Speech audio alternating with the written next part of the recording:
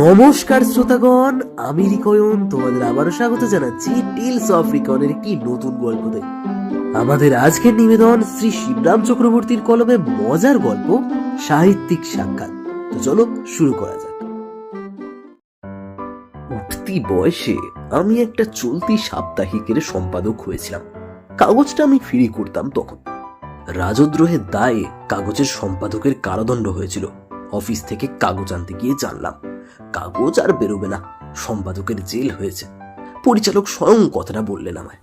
কেন সম্পাদক কি আর পাওয়া যাচ্ছে না জানতে চাইলাম আমি। পুলিশে সম্পাদকদের ধরছে কিনা ভয়ানক, কেউ বিশেষ রাজি হচ্ছে না জেলে যেতে। জেলে বুঝি খানিটা নয় ভারী, মানে খেতে দেয় না একদম? না না, সেরকম নয়। সম্পাদকদের জেলে এ ক্লাসে রাখা হয়, খাওয়া দাওয়া খুব খাসা, ঘানি টানতে হয় না। তাহলে আর কেউ যদি সম্পাদক হতে না চায়, আমি রাজি আছি হতে। তুমি তুমি কি লিখতে জানো? পরিচালক মশাই অবাক হয়ে গেলেন। একটু আধটু পারি বোধ হয়, এই কাগজেই প্র্যাকটিস করেছি তো। কি লিখেছো এই কাগজে? গল্প, প্রবন্ধ, কবিতা, তবে কবিতাই বেশিরভাগ। আমার নাম ছাপা রয়েছে সেসব লেখার মাথায়, দেখতে পাবেন। তবে যেগুলো সম্পাদকীয় হয়ে বেরিয়েছে তাতে আমার নাম নেই গো। সম্পাদকীয় লিখেছো নাকি আবার? বাবা, না না, লিখিনি, লিখতে চাইও নি। নাম হবে না এমন লেখা লিখতে কে চায়? কিন্তু সম্পাদক মহাশয়ের কোনোদিন দাঁত কনকন, মাথা টনটন, হাত ঝনঝন করলে তার কাছে জমানো আমার প্রবন্ধের থেকে কোনোটা লেজা মুড়ো ছেঁটে সম্পাদকীয় করে তিনি চালিয়ে দিয়েছেন। তবে বলতে কি, নাম না হলেও দাম পেয়েছি। হ্যাঁ, কাজে দিয়েছিল সেই লেখাগুলোতেই। সেগুলোর জন্যই মাঝে মাঝে যা 2-5 পয়সা রোজগার হয়েছে। হ্যাঁ। এখন তুমি কি করো? আপনার এই কাগজ ফ্রি করি, এতেই আমার চলে যায় কোনো রকমে। তা 400-500 কাগজ আমি চালিয়ে থাকি হপ্তায়। তাই নাকি? তাহলে তো কাগজ চালাবার অভিজ্ঞতা তোমার বেশ আছে। তোমাকেই সম্পাদক করে দেওয়া হলো আজ থেকে, লেগে যাও এক্ষুনি। তৎক্ষণাৎ আমি লেগে গেলাম। ঘোরাতেই লাগলাম কাগজটার মোড় ঘোরাতে। নতুন নতুন ফিচার বার করতে লাগলাম। হপ্তায় হপ্তায় আন করা নতুনত্ব। যত সব নাম করা লেখক, বৈজ্ঞানিক, সমাজসেবক, দেশনেতার সঙ্গে দেখা করে তাদের সাক্ষাৎকার নিয়ে একটা ফিচার বার করা গেল। প্রথমেই গেলাম একজন নাম করা লেখকের কাছে তার ইন্টারভিউ নিতে। রবীন্দ্রনাথই তখন শীর্ষস্থানীয়। তারপরেই আর যারা নাম কিনেছিলেন তাদের ভেতর থেকে একজনকে বেছে নিয়ে গেলাম তার কাছে। আমার কাছে কি দরকার? যাওয়া মাত্রই জিজ্ঞাসিত হলাম, আগে আপনার ইন্টারভিউ নিতে এসেছি। হ্যাঁ। কি বললে কথাটা? তিনি ভয়ানক বিচলিত হয়ে পড়লেন। কিসের মধ্যে বললে? হ্যাঁ, আগে কিছুর মধ্যে বলিনি, কথাটা হচ্ছে ইন্টারভিউ। হ্যাঁ, অর্থাৎ কিনা আপনার জীবনের ইতিহাস এবং আরো নানান বিষয় আপনাকে জিজ্ঞাসা করব। আপনার মতামত জানতে চাইব, আর তার উত্তরে আপনি যা যা বলবেন সেই সব জবাব টুকে নিয়ে হুবহু আমার কাগজে ছেপে দেব। ছেপে দেবে? কাগজে ছেপে দেবে বটে। তিনি কি যেন চিন্তা করে বললেন, এরকম এর আগে কেউ ছাপিয়েছে? না না, আজ প্রথম, আপনার কাছেই এসেছি প্রথম।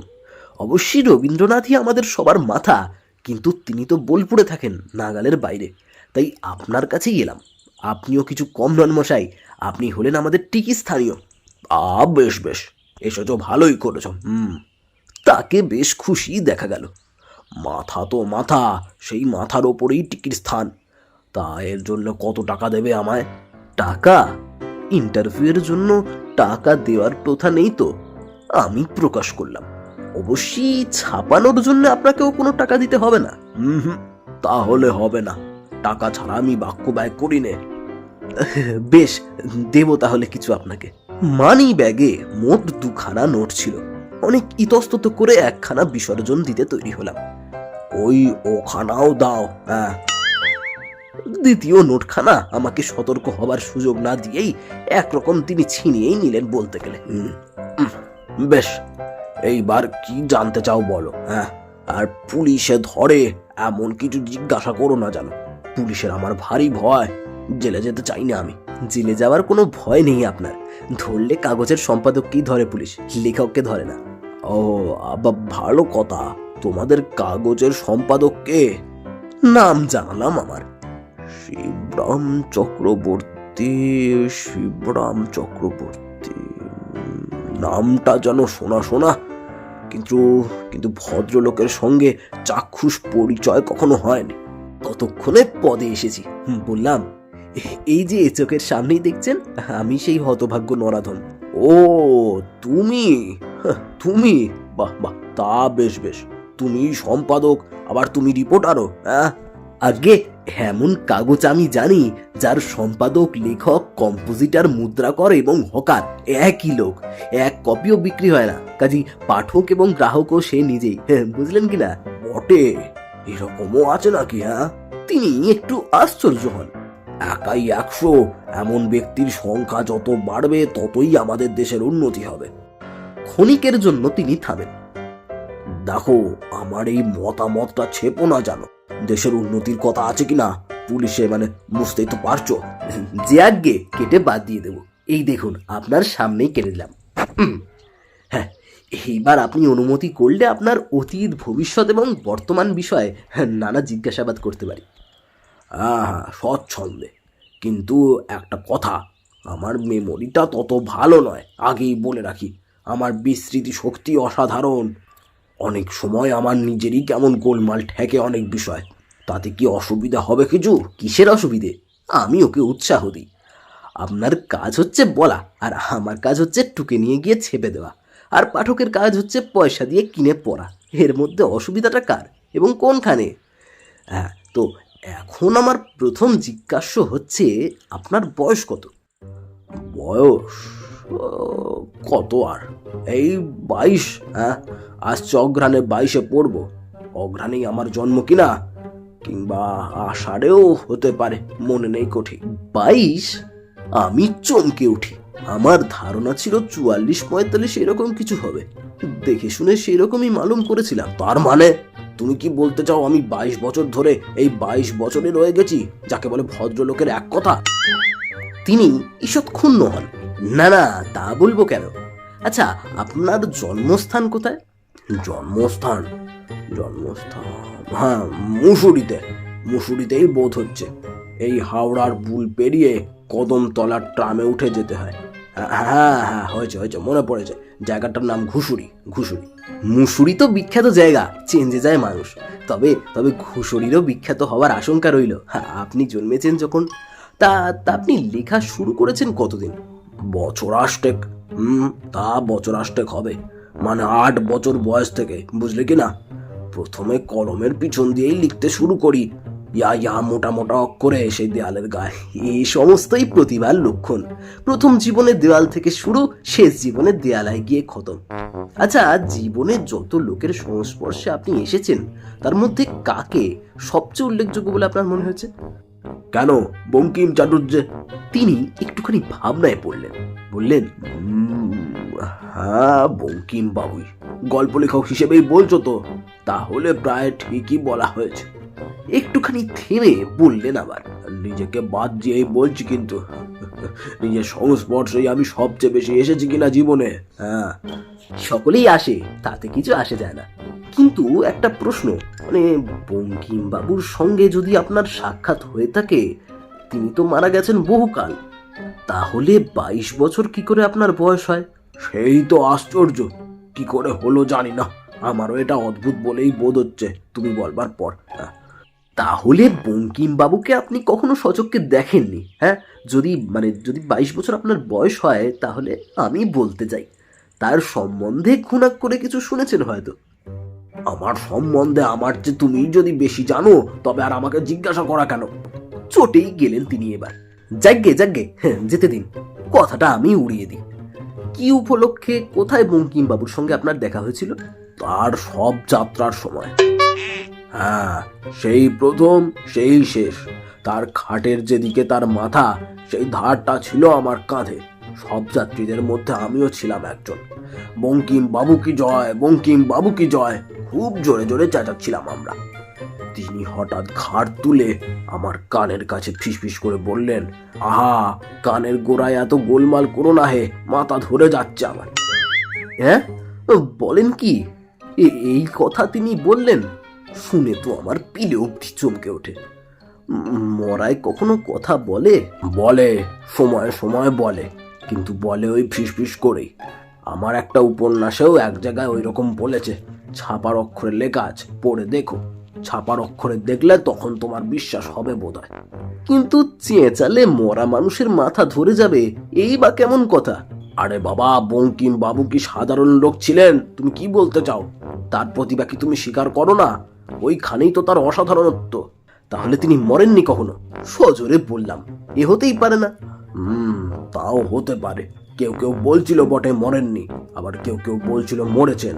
সব যাত্রীদের মধ্যে বেশ মতবিরোধ, মানে বেশ দ্বিমত দেখা গিয়েছিল। তাই বলুন। শুনে আমি স্বস্তির নিঃশ্বাস ফেললাম। তারা বলছিল ওর আবার মৃত্যু কি, উনি তো অমর। তা বটে। আচ্ছা, আপনার লেখার নিয়ম কি? মানে কিভাবে লেখেন? হ্যাঁ, আমি খুব আস্তে আস্তে লিখি। মানে লিখতে আমার অনেক সময় লাগে। লিখি এবং ভাবি, ভাবি এবং লিখি। ভাবতেই বহুক্ষণ যায়। 1 ঘন্টায় 1 লাইন লিখি, একদম কাটি না। আমার লেখা সব অকাট্য। দেখছো দেখছো আমার কতগুলো ফাউন্টেন পেন? ওই দেখো, আসা মাত্রই দেখেছি। উনি একটা প্রশ্নও করবো এঁচে রেখেছি আমি। দেখো, এইটে এইটে হলো গিয়ে পার্কার, ওটা শেফার, আর এটা পেলিক্যান। ওটা হলো গিয়ে ব্ল্যাকবার্ড, আর এটার নাম হচ্ছে ওয়াটারম্যান।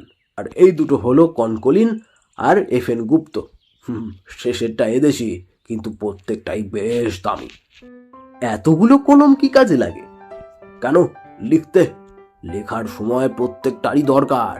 কর্তাপদ আমি পার্কারে লিখি, আর ক্রিয়াপদ সব শেফারে। কর্মগুলো ব্ল্যাকবার্ডেই সারি। প্রিপোজিশন ইত্যাদির সময় ওয়াটারম্যানের প্রয়োজন হয়।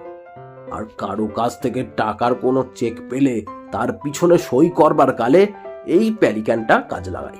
কেন তখন প্যালিক্যান কেন? তখন আমার মনে প্রশ্ন জাগে কিনা, এই টাকাটা পেলিক্যান ক্যান পেলে এই টাকা? আমার এইসব লেখার আবার দাম। তার মানে? তার মানে আমার লেখা তো সব অমূল্য, তার কি কোনো মূল্য হয় নাকি? তা বটে, ঠিকই বলেছেন। তারপর তিনি ফের কলমের কথায় আসেন। অনুস্বর, বিসর্গ এবং চন্দ্রবিন্দু কনকলিনে, এবং জিজ্ঞাসা আর বিস্ময়ের চিহ্নের বেলায় এই এফএন গুপ্ত। এই জন্যই তো একটা সেন্টেন্স লিখতে 1 ঘন্টা লেগে যায়, প্রাণ যায় আমার। ডেথ সেন্টেন্স বলুন, আমি না বলে পারি না। তিনি বলেই চলেন। এত কাণ্ড না করলে কি লেখা ভালো হয় কখনো? এমন সব দামি দামি কলমে লিখি বলেই আমার লেখার এত দাম। একটা জিনিসের অর্থ বুঝলে? কেবল জিজ্ঞাসা আর বিস্ময়ের চিহ্নের বেলাতেই কেন এফএন গুপ্ত ব্যবহার করি? তার মানে আছে একটা।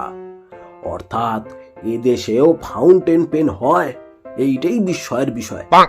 সত্যি হয় নাকি? এইখানেই প্রশ্ন, বুঝলে? এই নিয়ে একখানা বইও আমি লিখে ফেলবো ভেবে রেখেছি। বইয়ের নামও ঠিক করা আছে আমার, কলমের গুপ্ত কথা। এই কেমন হবে নামটা? নাম জাদা, বইয়ের 1 কপি দেবেন আমায়, আমার কাগজে ভালো করে সমালোচনা করে দেব। সমালোচনা করতে পারো, আপত্তি নেই, করলে ভালো করেই করো, কিন্তু দাম দিয়ে কিনতে হবে। অমনি বই আমি কাউকে দিই না, না আমার বউকেও নয়। তাহলে লাইব্রেরি থেকে আনিয়ে পড়ে নেব। ভাববেন না আপনি, 2 দিন বাদে ফুটপাতেও পাওয়া যাবে। আচ্ছা, একটা কথা, 4 খণ্ডের রচিত আপনার বিখ্যাত গন্ধগোকুল বইটা কি আপনার নিজেরই জীবন চরিত? তা বলতে পারবো না। গন্ধগোকুল, হ্যাঁ, বইটা আমি লিখেছি বটে। আমি লিখেছি, কিন্তু পড়া হয়নি আমার, বুঝলে? ফুরসত পাইনি একটুও। প্রুফ একবার সময় পড়বো ভেবেছিলাম, কিন্তু পাবলিশার বেটা প্রুফ পাঠালোই না, পাঠাতেই চায় না। বলে যে আমি প্রুফ দেখলে নাকি বড্ড বেশি বানান ভুল হয়। কম্পোজিটার নিজের বিদ্যায় এত আর শুধরে উঠতে পারে না, হিমশিম খেয়ে যায়। ও, এসবই প্রতিভার লক্ষণ।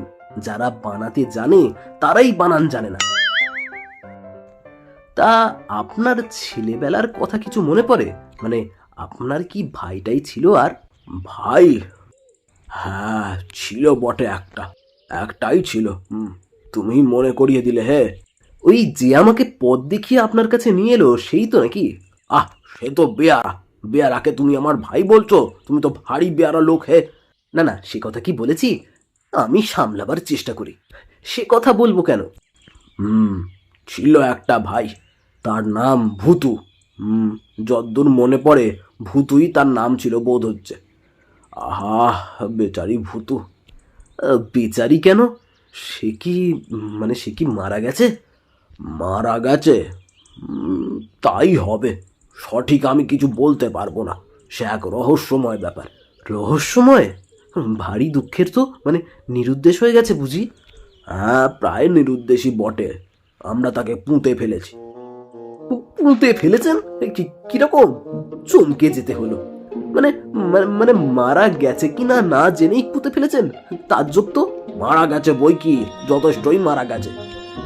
মশাই, মাফ করতে হবে একটু, আমি সবিনয়ে বলি, এবার সত্যি আমি কিছু বুঝতে পারছি না। ভূতুকে যদি আপনি গোরস্থই করে থাকেন, তাহলে গোড়ায় সে মারা গেছিল নিশ্চয়ই, এবং তা আপনার অজানা থাকবার কথা নয়।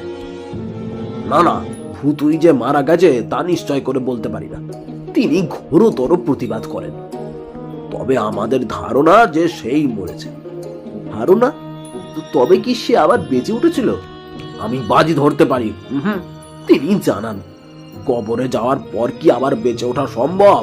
মাটি চাপা পড়ে গেল যে, এত মাটি ঠেলে উঠতেই পারবে না, বাঁচবার কথা তো পরে। তবে হ্যাঁ, ভূতুর পক্ষে কিছুই তেমন অসম্ভব নয়, আর সেখানেই আসল রহস্য। এমন অদ্ভুত কথা তো কখনো শুনিনি। একজন মারা গেল, তাকে পোড়ানো হলো। আহা, পোতা হয়েছিল। আচ্ছা আচ্ছা, পুঁতেই ফেললাম, যাক চুকে গেল ল্যাঠা। এর ভেতর আবার রহস্য কোনখানে? এই যে বলছি। তিনি নিজেই এবার প্রায় মরার মতোই ফিসফিস করলেন।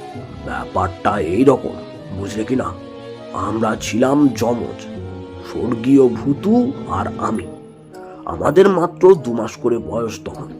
একদিন চান করবার সময় জলের গামলার মধ্যে আমাদের অদল বদল হয়ে যায়, এবং আমাদের মধ্যে একজন ডুবে মারা যায় ওই গামলার গর্ভেই। কিন্তু কে যে মারা গেল ঠাউর করতে পারা গেল না, আমরা ঠিক ধরতে পারিনি। কেউ কেউ ভাবলো ভূতুই, কেউ কেউ ভাবলো আমি। হ্যাঁ, এটা একটা উল্লেখযোগ্য ঘটনা বটে, এবং বেশ চাঞ্চল্যকর। আমি চটপট টুকে নিতে লাগলাম। কিন্তু আপনার নিজের কি মনে হয়? করে বলবো, খোদাই জানেন কেবল। যদি কেউ আমাকে তা বলে দিতে পারে, গোটা পৃথিবীটাই, আমার বাড়ি বাদ দিয়ে তাকে আমি দিয়ে দিতে পারি। এই নিদারুণ রহস্য আমার সারা জীবন জুড়ে অন্ধকার ছায়া বিস্তার করেছে। কিন্তু একটা গুপ্ত কথা তোমাকে আমি বলছি, এর আগে কাউকে তা বলিনি। আমাদের 2 ভাইয়ের মধ্যে একজনের অদ্ভুত একটা চিহ্ন ছিল, বাঁ হাতের পিছনে একটা জোড়ুল। সেই হচ্ছে ভূতু। সেই ছেলেটি, যে জলে ডুবে মারা গেছিল, সেই আর কি।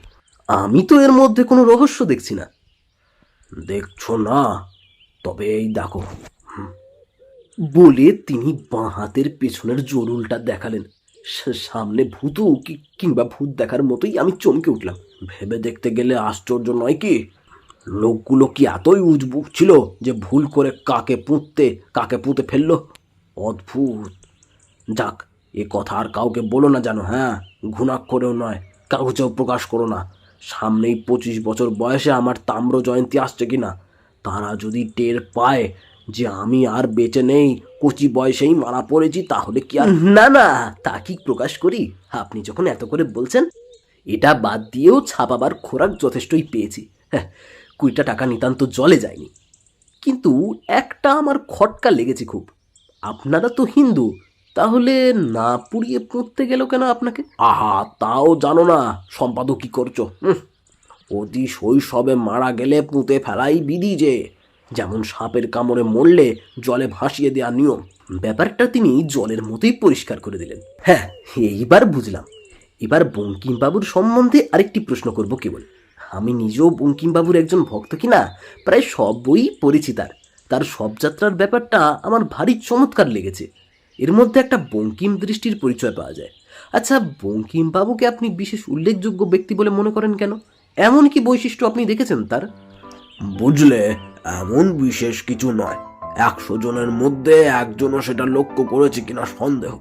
বঙ্কিম বাবুকে নিয়ে যখন খাটের কাছে গিয়ে নামানো হলো, চিতাও সাজানো হয়েছে, এমন সময় তিনি খাটের উপরে উঠে বসলেন।